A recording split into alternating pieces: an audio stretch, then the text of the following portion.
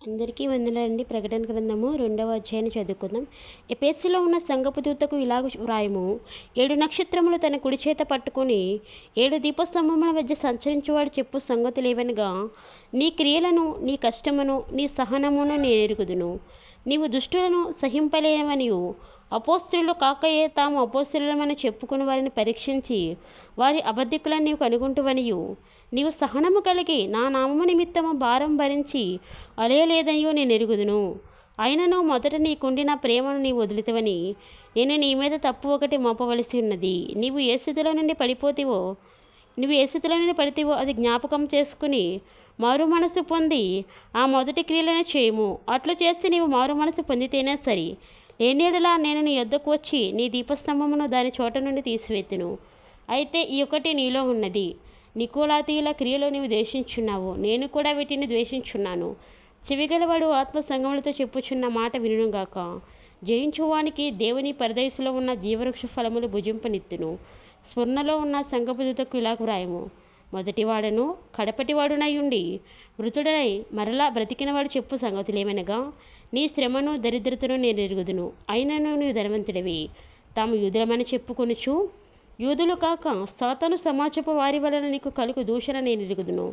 నీవు పొందబో శ్రమలకు భయపడకుము. ఇదిగో మీరు శోధింపబడినట్లు అపవాది మీలో కొందరిని చెరలో వేయింపబోచున్నాడు. 10 దినములు శ్రమ కలుగును. మరణం వరకు నమ్మకంగా ఉండుము, నేను నీకు జీవకీటం ఇచ్చెదను. సంగములతో ఆత్మ చెప్పుచున్న మాట చెవిగలవాడు వినుగాక. జయించువాడు రెండవ మరణం వలన ఏ హానియు చెందడు. పెర్గస్లో ఉన్న సంగపు దూతకు ఇలాగ వ్రాయము. వాడి అయిన రెండంచులు గల ఖడ్గము గలవాడు చెప్పు సంగతులేమనగా, సాతాను సింహాసనమున్న స్థలములో నీవు కాపురమున్నావని నేను ఎరుగుదును. మరియు సాతాను కాపురమున్న ఆ స్థలములో నాయందు విశ్వాసయుండి నన్ను గూర్చి సాక్షిన అంతియప్ప అనువాడు మీ మధ్యన చంపబడిన దినములలో నీవు నా నామం గట్టిగా చేపట్టి నా యందు విశ్వాసమును విసర్జింపలేదని నేను ఎరుగుదును. అయినను నేను నీ మీద కొన్ని తప్పిదములు మోపవలసి ఉన్నది. అవేమనగా, విగ్రహములకు బలి ఇచ్చిన వాటిని తినట్లును, జ్వరత్వము చేయనట్లును, ఇశ్రాయేలులకు ఉరియొడ్డమని బాలాకొనుకు నేర్పిన బిలాము బోధను అనుసరించువారు నీలో ఉన్నారు. అటువలనే నికోలాయితుల బోధన అనుసరించువారును నీలో ఉన్నారు.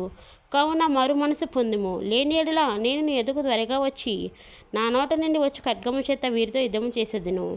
సంగములతో ఆత్మ చెప్పుచున్న మాట చెవిగలవాడు వినుగాక. జయించువానికి మరుగై ఉన్న మన్నాను భుజింపనిత్తును, మరియు అతనికి తెల్ల రాతినిత్తును. ఆ రాతి మీద చెక్కబడిన యొక్క క్రొత్త పేరుండును. పొందిన వానికే కానీ అది మరి ఎవరికి తెలియదు. తుయతైరలో ఉన్న సంగపు దూతకు ఇలాగ వ్రాయము.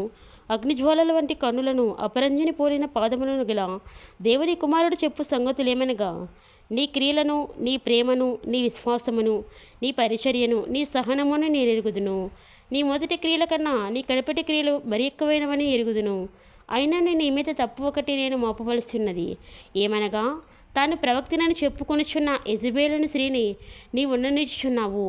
జారత్వము చేయుటకును, విగ్రహములకు బలి ఇచ్చిన వాటిని తినుటకును అది నా దాసులకు బోధించుచు వారిని మోసపరుచున్నది. మారు మనసు పొందుటకు నేను దానికి సమయం ఇచ్చితిని, కానీ అది తన జారత్వం విడిచిపెట్టి మారు మనసు పొందనల్లదు.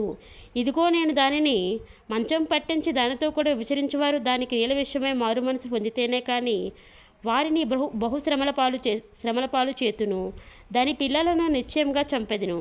అందువలన అంతరింద్రియములను హృదయములను పరీక్షించువాడు నేనే అని సంఘములన్నీ తెలుసుకొనును. మరియు మీలో ప్రతి వాని క్రియల చొప్పున ప్రతిఫలం ఇచ్చేదను. అయితే తుయతైరలో కడమవారైన మీతో అనగా ఈ బోధన అంగీకరింపక సాతాను యొక్క గూఢమైన సంగతులను ఎరుగమని చెప్పుకుని వారందరితో నేను చెప్పుచున్నదేమనగా, మీ పైన మరి ఏ భారమును పెట్టను. నేను వచ్చే వరకు మీకు కలిగి ఉన్నదాన్ని గట్టిగా పట్టుకొనుడి. నేను నా తండ్రి వలన అధికారం పొందినట్టు జయించుచు అంతం వరకు నా క్రియలు జాగ్రత్తగా చేయడానికి జనుల మీద అధికారం ఇచ్చెదను. అతడు ఇనుపదన్నంతో వారిని ఏలును. వారు కుమ్మరి వాని పాత్రల వలె పగలగొట్టబడుదురు. మరియు అతనికి వేకువ చుక్కనిచ్చెదను. సంగములతో ఆత్మ చెప్పుచున్న మాట చెవిగలవాడు వినుగాక. ఆమెన్. ప్రార్థన చేసుకుందామండి. సర్వోన్నతుడైన యేసయ్య, సర్వాధికారమైన తండ్రి, ప్రకటన గ్రంథంలో 2వ అధ్యాయాన్ని ధ్యానం చేసుకోవడానికి ఇచ్చిన గొప్ప శ్రేష్టమైన అవకాశాన్ని బట్టి నీకు వందనాలు ప్రభా. ఈ వాక్యాన్ని ఉన్న బిడ్డలకు నాయన యేసయ్య నిండైన దీవెనలు ఆశీర్వాదములను అందించండి ప్రభా. నీకు వందనాలు. వారికి కొదవగా ఉన్న ప్రతి అవసరతను మీరు తీర్చి నడిపించండి తండ్రి. దేవాది దేవుడైన యేసయ్య, బుద్ధిగల కన్యకల వలె ప్రభా తండ్రి, నీ రాకడలో ఎత్తబడగలిగే ధన్యతను మాకు దయచేయండి ప్రభా. నీ వాక్యమైన బండ మీద మా జీవితాలను కట్టుకోవడానికి సహాయం దయచేయండి ప్రభా. అయ్యా తండ్రి, వాక్యాన్ని విన్న బిడ్డల్లో ప్రభా తండ్రి, ఎవరికైనా వివాహ దీవెన ఆలస్యమైతే వివాహ దీవెన దయచేయండి. ఎవరికైనా గర్భఫల దీవెన ఆలస్యమైతే గర్భఫల దీవెన దయచేయండి.